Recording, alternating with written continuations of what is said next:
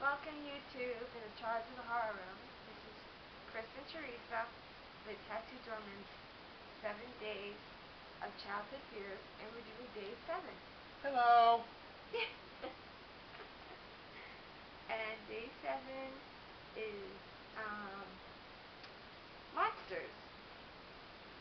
Um, you know, monsters that hide under the bed or down the street or whatever, but today is monsters. So we're going to start with you, Chris. Okay.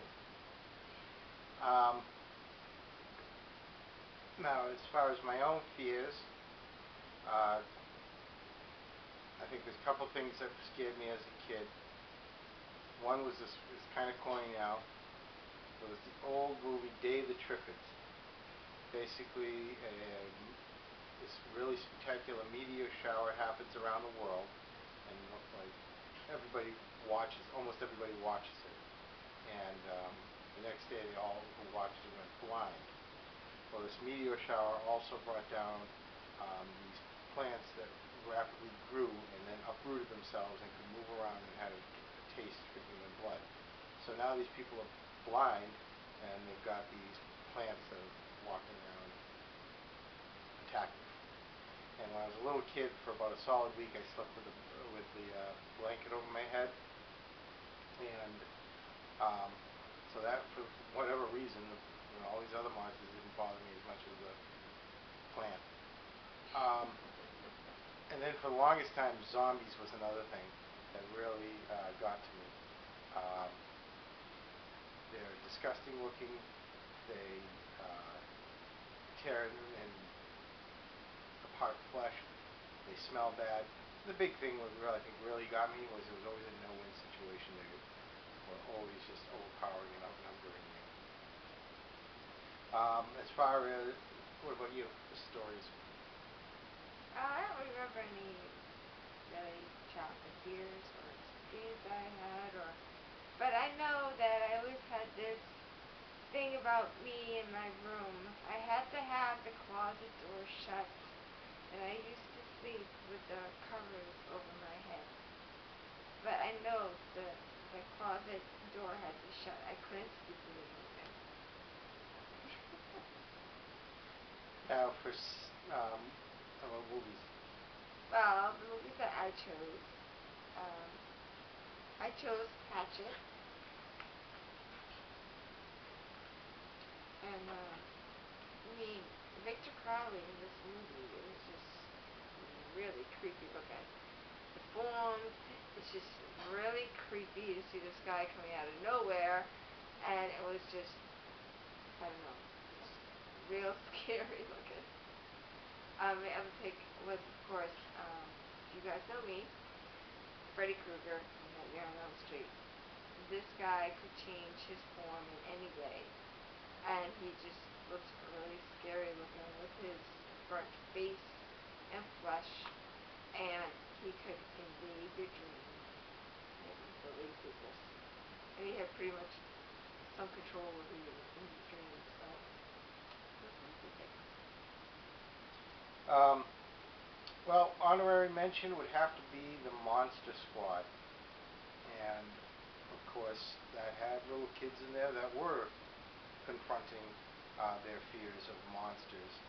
Of course, there's that one scene with the little boy doesn't want to go to bed, and he's telling his father there's a mummy in his closet. And lo and behold, there he is. And my ultimate pick,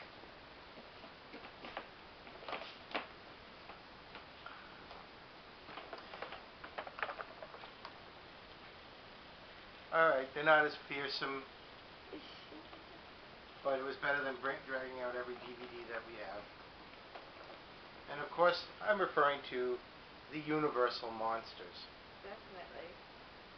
Everyone from Frankenstein, the Wolfman, Dracula, Creature from the Black Lagoon, the Mummy, the Mole People, the Matula Mutant, Phantom of the Opera, the Bride of Frankenstein, my favorite, the Hunchback.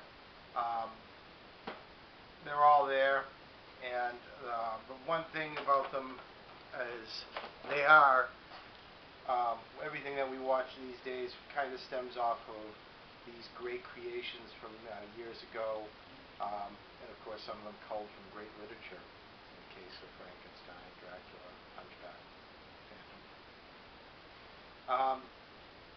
The one thing about them that sets them apart from a lot of current day monsters is they're very sympathetic. You can really feel some sympathy towards them. They all have, they show vulnerability. And nowadays, cinema doesn't include that in any of their performances. And I think that goes a long way for why these monsters have held up for anywhere from,